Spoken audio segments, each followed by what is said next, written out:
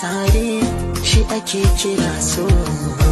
Tausayi da kyautatawa duk yana cikin so. Kowa yana da wacce yake so, ni da ke nake so.